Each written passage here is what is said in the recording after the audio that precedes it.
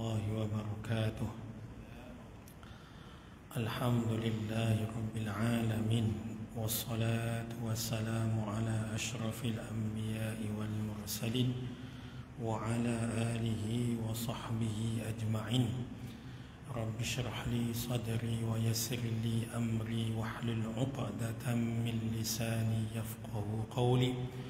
اللهم انصر وعز الإسلام والمسلمين في غزة. Amin ya rabbal alamin.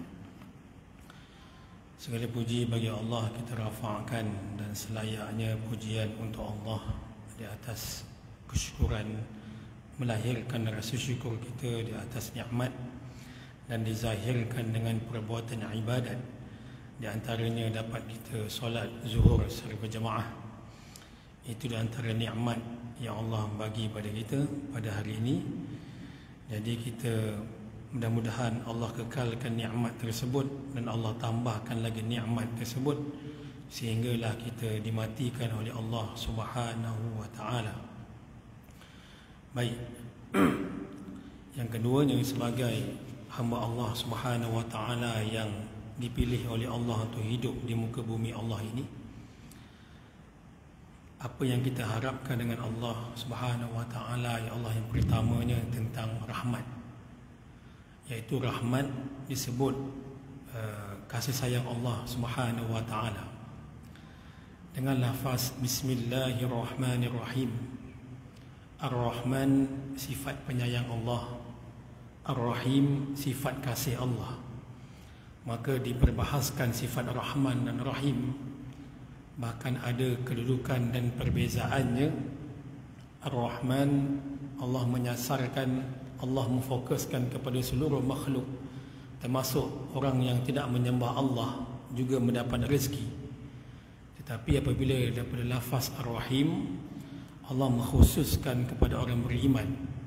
Wa kana bil mu'minina rahima. Dalam surah Al-Ahzab Allah sebut wa kana bil mu'minina rahima.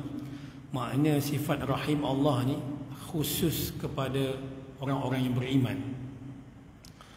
Maka apa yang kita harap dengan Allah Subhanahu wa taala, ya Allah, pertamanya tentang rahmat, yang kedua tentang keampunan. Sudah tentu kita beribadat sembahyang zuhur, berzikir sebagainya, hujungnya apa? Hujungnya untuk digugurkan dosa. Maka sebutkan inna asyadda bala'a al-anbiya.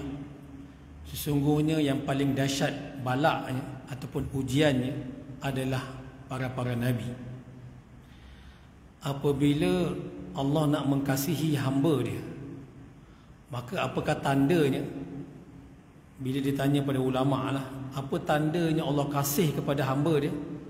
Lain tidak bukan dia diuji, dia disusahkan, dia diberi kemiskinan, dia disakitkan, diberi jalan susah dekat dunia ni. Kalau dari sudut pandangan orang mukmin, pandangannya itu tembus dan jelas bahawasanya Allah kasih padanya, maka dia akan bersabar. Innama yuwaffas sabiruna ajrahum bighairi hisab. Al-Quran menyebutkan sesungguhnya orang yang bersabar itu bighairi hisab, pahalanya tak terbatas, tak ada markah, tak terkira markahnya. Makanya kalaulah seseorang kita ni, di kalangan kita ni diuji, makanya percayalah kita sedang dikasihi oleh Allah Subhanahu wa ta'ala. Takut pula sebaliknya, hidup 60 tahun, 70 tahun, jarang pula sakit, jarang pula susah. Kita pula fikir mungkin Allah bagi aku senang dekat dunia sebab Allah kasih pada aku. Sebab kita kena tengok dalam sudut banyak tentang ujian dan bala ni. Bahkan Nabi menyebut innad dunya sijnul mu'min wa jannatul lil kafirin. Dah terang-terang Nabi kata apa? Dunia ni merupakan penjara bagi orang beriman dan syurga bagi orang kafir. Maka selayaknya, sewajarnya kita bermuhasabah tentang ujian sakit dan sebagainya, supaya apa? Kita menerima takdir Allah Subhanahu wa taala dalam keadaan kita berlapang dada. Maka dalam perkara lain yang saya akan bacakan beberapa potong hadis yang mungkin jarang kita dengar lah, yang dikumpulkan oleh Al-Allamah Syekh Dr. Sayyid Muhammad bin Alawi Al-Maliki Al-Hasani, merupakan ulama Arab Saudi, Arab Mekah, tapi beraliran Sunnah wal Jamaah lah. Jarang lah, kalau dulu ulama-ulama Nusantara ni banyak berhijrah, belajar di Arab Saudi, di Mekah. Tua-tua kita belajar di pondok-pondok Mekah. Cuma hari-hari inilah banyak belajar di Mesir sebagainya. Maka ulama ini salah seorang je memang terkenal mutaakhirin ini. Apa yang dikumpulkannya pertamanya tentang perkara yang menghapuskan dosa di kalangan umat Nabi Muhammad sallallahu alaihi wasallam. Sebenarnya kita melalui kehidupan kita ni, kalau boleh kita lalu dengan ilmu, dengan kefahaman. Biar nampak sedikit tapi faham. Tu. Sebagai contoh, datanglah sebuah hadis tentang diampunkan dosa dalam perbuatan wudu. Nabi bersabda, la yusbighul wudu'a 'abdun illa ghafarallahu lahu ma taqaddama min zambihi wa ma ta'akhkhar. Tidaklah seorang hamba menyempurnakan wudu'nya melainkan Allah mengampunkan dosanya yang telah lalu dan yang akan datang. Kalaulah usia saya macam 40 tahun ni, akil balik saya mungkin dalam form 1 dulu. Kalaulah kita meneliti hadis ni betul-betul dengan faham dan jelas, menyempurnakan wuduk tadi dapat diampunkan dosa yang lalu. Lebih kurang dalam 30 tahun lah. Kau nak kira macam tu kan, dosa-dosa kecil lah. Cuma diperbahaskan tentang wuduk ni, bagaimanakah yang dikatakan sempurna tu. Dilihat dalam konteks moden dengan bekalan pipe yang mudah dan sebagainya. Sebab datangkan sebuah hadis yang mafhumnya menyebut, apabila seseorang mengambil wuduk di aliran sungai, sehingga boleh mengatakan dia juga membazir, walaupun sungai itu kalau kita ambil secara logiknya taklah membazir, juga dikira membazir kalau tak kena gaya dia. Bukan macam itulah maksud dia. Apatah lagi kalau kita mengambil wuduk buka pipe. Pernah ditanya pada satu ustaz tentang hukum hakam lah, buka pipe bagaimanakah kira membazir, bagaimanakah hak orang yang mengambil wuduk tu, mana hak dia. Dia buka pipe, dia ambil wuduk, sepatutnya waktu dia sampai dia kena, sepatutnya dia kena cepat menyambung yang kanan, yang apa, anggota yang seterusnya. Tak boleh dia biar lepas tu dalam masa lebih kurang 5-6 saat, bahkan kuat pula tekanan air tadi, itu semua tidak boleh kita katakan tidak menyempurnakan wuduk dia. Kau nak ada perhalusi lah. Sebab memang itulah sebenarnya. Sebab berdalilkan hadis Nabi yang tentang orang air sungai itu pun boleh dikatakan dia membazir ataupun dia menyia-nyiakan wuduknya apabila tidak sempurna, apabila dia tidak menjaga kedudukan wuduknya. Apatah lagi kita yang mengambil wuduk dengan buka pipe dengan sengaja. Macam masjid negeri ni memang kita cuba guna kaedah menjimatkan, tapi hari ni orang dah pandai pula, dia buka lah hujung tu bagi tekanan lagi kuat. Tapi orang dah pasang, Wallahualam. Sebab apa kita nak dapatkan keampunan tadi? Keampunan bila? Ma taqaddama, yang sebelum, wa ma ta'akhir, dan seakan datang.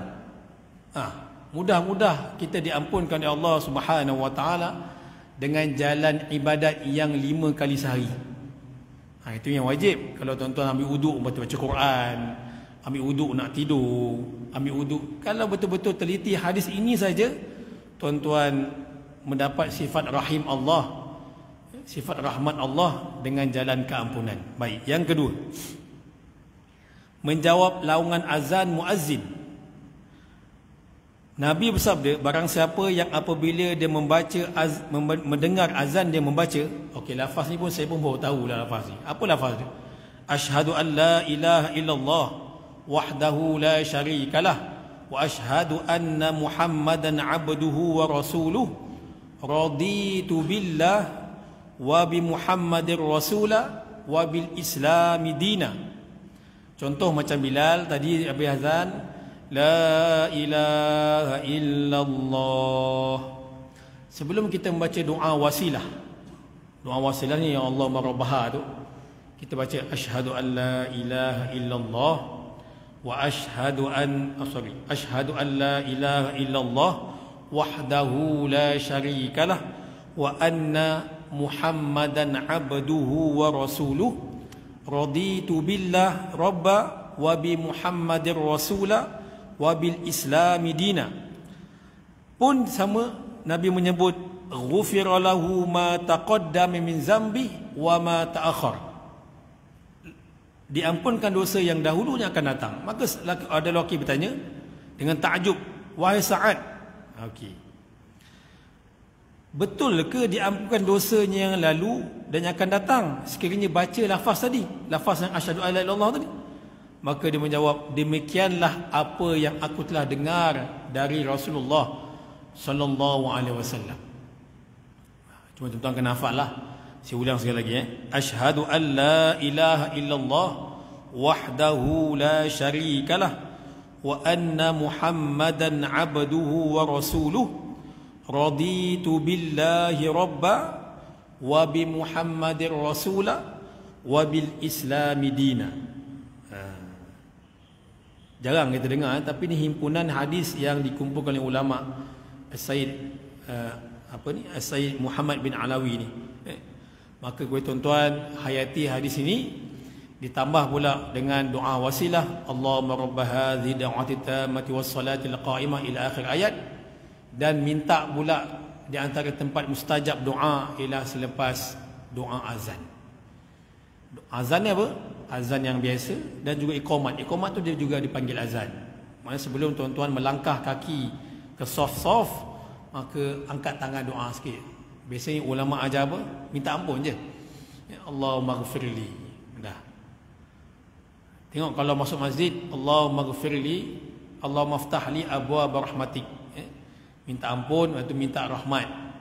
Semua minta keampunan je sebenarnya. Baik. Dan yang ketiga, okey, yang pertama tadi tentang wuduk, yang kedua tentang laungan azan, dan yang ketiga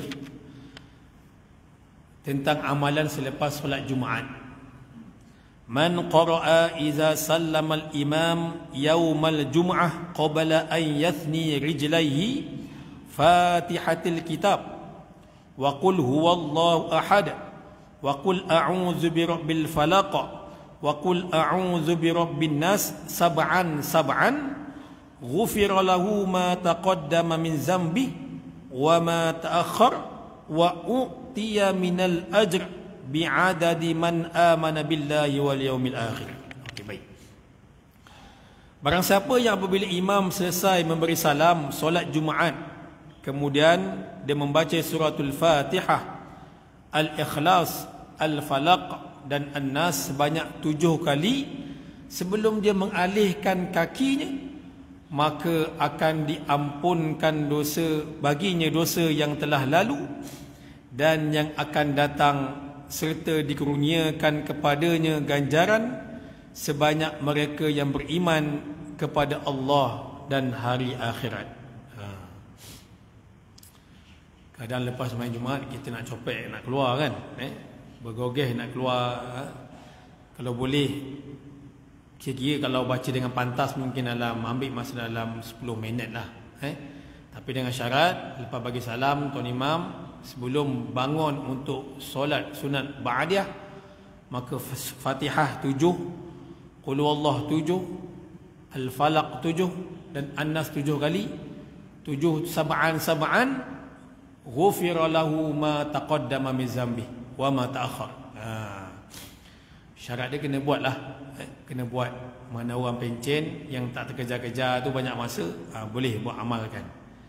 Baik, hadis yang lain yang menyokong tentang amalan ni, saya baca dia punya makna saja. Barang siapa yang baca Al-Fatihah, Al-Ikhlas, Al-Falaq dan An-Nas, maka dia akan terpelihara di antara Jumaat tersebut dan Jumaat seterusnya. Itu antara sebab apa sebenarnya kalau ikut lepas sembahyang Jumaat ni ada beberapa amalan lain tentang bacaan Allah makfini halal, Allah makfini bi halalika an haramik wa aghnini Allahumma aghnini bi apa ya macam doa ada Allah makfini bi halalika an haramik wa aghnini bi fadlika amman siwak. Tu 4 kali baca. Pun sama, jangan dialihkan dia punya kaki. Itulah untuk bertambah rezeki. Tapi sebenarnya kita nak, yang penting keampunan lah, keampunan. Apabila disebut tentang keampunan ni, dia akan terkait dengan rezeki sebenarnya. Menyebut tentang istighfar akan membuka jalan rezeki. Dengan jalan taubat dibuka jalan rezeki. Bahkan apabila diampunkan oleh Allah Subhanahu Wa Taala, maka dinaikkan darjat ke maqam. Bila naik saja maqam, ujian baru sampai. Datanglah ujian, tak tahulah yang berkaitan lah, masalah anak, semua ujian lah. Tapi bila dilihat dalam konteks yang lebih luas, mudah-mudahan itu dah jalan Allah nak mengampunkan kita dengan jalan untuk mendekatkan diri kepada Allah Subhanahu Wa Taala. Okey, yang terakhir. Yang terakhir. Okey, baca sedikit panjang إذا بلغ المرء مسلم 40 سنة صرف الله عنه 3 أنواع من البلاء الجنون والجزام والبرص فإذا بلغ 50 سنة خفف الله عنه ذنوبه فإذا بلغ 60 سنة رزقه الله الإنابة إليه فإذا بلغ 70 سنة أحبته الملائكة وفي رواية أهل السماء فإذا بلغ 80 سنة أثبتت حسناته ومحيت سيئاته فإذا بلغ 90 سنة غفر الله له ما تقدم من ذنبه وما تأخر وسمي أسير الله في أرضه وشفع لأهل بيته. Baik, dia berkaitan dengan umur tuan-tuan. Apabila seorang Muslim itu mencapai umur 40 tahun, Allah akan memalingkannya, yakni menjauhkannya dari 3 jenis penyakit ataupun balak, iaitu gila, al-junun, kusta dan sopak. Apabila sampai umur 50, Allah akan meringankan daripada dosa-dosanya. Masuk umur 60, Allah akan mengurniakan rezeki untuknya bertaubat pada umur 60. Apabila dia mencapai umur 70, dia akan dicintai oleh para malaikat. Masuk 70, dicintai para malaikat.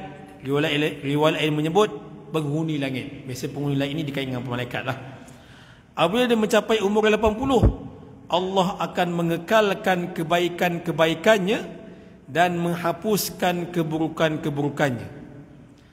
The next, apabila mencapai 90, Allah akan mengampunkan dosanya yang telah lalu dan akan datang serta dia akan dinamakan sebagai tawanan Allah di buminya dan diberikan kebenaran syafaat untuk ahli keluarganya. Hadis ini dengan jalan yang diambil sebagai iktibar. Okey, baik. Ni maknanya dipanjang umur ni, antara lain sebenarnya ulama kata doa panjang umur dan umur yang bermanfaat. Itu yang paling baiklah. Antara orang yang baik di sisi Allah Ta'ala ni dipanjangkan umur dan umurnya diberi manfaat. Dalam Al-Quran lain juga menyebut tentang umur 40 tahun ni. Kalau tuan-tuan ada handphone, buka handphone, ada surah Al-Ahqaf ayat 15. Dengan jelas Allah menyebut Rabbi awzi'ni an ashkura ni'matika allati an'amta alayya wa ala walidayya wa an a'mala salihan tardah wa aslih li fi dhurriyyati inni tubtu ilayka wa inni minal muslimin. Wahai Tuhanku. Okey, baik. Wahai Tuhanku, ilhamkanlah daku supaya tetap bersyukur akan nikmat-Mu yang Engkau kurniakan kepadaku dan kepada ibu bapaku, dan supaya aku tetap mengerjakan amal soleh yang Engkau redha, dan jadikanlah sifat-sifat kebaikan meresap masuk ke dalam jiwa zuriat keturunanku. Sesungguhnya aku bertaubat kepadamu, dan sesungguhnya aku daripada orang-orang Islam yang tunduk patuh kepadamu. Okey. Memang dalam surah Al-Aqaf ni menyebut tentang apabila masuk saja umur 40 tahun, tentang ditekankan tentang apa? Dekat sini pertama disebut, kalau disebut secara jelas yang panjang sikit, wa wassaynal insana biwalidayhi, dan kami wajibkan manusia berbuat baik kepada ibu ayah dia yang telah ibunya telah mengandungkannya dengan menanggung susah payah sehingga dilahirkan dengan menanggung susah payah. Sudah tempoh mengandungnya beserta dengan tempoh menceraikan susunya ialah dalam masa 30 bulan. Setelah ia besar sampai ke peringkat dewasa yang sempurna kekuatannya dan sampai ke peringkat umur 40 tahun, dia berdoa. Itu tadi tu, Rabbi auzi'ni tadi. Maka ulama kata, Imam Ibnu Katsir menyebut pada asal ayat ini menyeru kepada mereka yang telah mencapai umur 40 tahun untuk memperbaharui tajdid, memperbaharui taubat kepada Allah. Sebagai ulama pula mengatakan dianjurkan untuk dibaca doa tatkala masuk 40 aja baca doa tadi, Rabbi auzi'ni, surah Al-Ahqaf ayat 14. Masuk 40 aja baca doa tu. Dan amalan ini diriwayatkan daripada golongan salaf. Imam Ar-Razi menyebut, diriwayatkan daripada tatkala Umar bin Aziz mencapai umur 40 tahun, dia berdoa, Allahumma auzi'ni an ashkura ni'matik. Ini sunnah lah, sunnah para orang soleh, salafus soleh. Tapi dalam Quran ayat ini jelas, clear. Cuma nak menyebutkan tahap-tahap umur kita ni, apabila sampai tahap disebut sini sampai 90 tahun juga diampunkan dosa kita. Makanya tuan-tuan SWT, sebenarnya sifat rahim Allah ini sudah sedia maklum. Allah telah buka jalan taubat, jalan keampunan. Cuma kita perlu hayati dan fahami amalan yang kita buat tadi. Mudah-mudahan kita diampunkan oleh Allah Subhanahu Wa Taala. Dan bila mana kita menutup mata dalam keadaan kita bersih, dalam keadaan fitrah, seperti mana kita datang ke muka bumi, seperti mana orang cakap bayi yang bersih, suci, begitu jugalah kita berharap kita pulang seperti mana bayi diampunkan oleh Allah Subhanahu Wa Taala. Wallahu alam. Mudah-mudahan kedudukan tuan dalam masjid ini Allah ampunkan dosa kita. Allahumma ighfir lana dhunubana wa liwalidina warhamhum kama rabbawna shighara. Ya Allah, Tuhan kami, ampunkan dosa kami ya Allah. Dan dengan sebab kemuliaan majlis ilmu ini ya Allah, Kau juga ampunkanlah seluruh saudara-saudara kami, khususnya berikanlah pertolongan kepada saudara kami di Palestin dan Gaza. Dan mudah-mudahan mereka sabar dengan ujian mereka di sana. Kukuhkan hati-hati mereka, tetapkan iman mereka menghadapi ujian peperangan ini. Dan mudah-mudahan mereka wataqabbalallahu syuhada'uhum, dan diterima syuhada' yang mati disebabkan perang ini ya Allah. Amin ya rabbal alamin. Wa sallallahu ala sayyidina Muhammadin wa ala alihi wa sallam. Alhamdulillahi rabbil alamin. Subhanallah bihamdihi, subhanakallahumma bihamdika, nashhadu an la ilaha illa anta, nastaghfiruka wa natubu ilaik. Wa sallallahu ala sayyidina Muhammadin wa ala alihi wa sallam. Alhamdulillahi rabbil alamin. Assalamualaikum warahmatullahi wabarakatuh.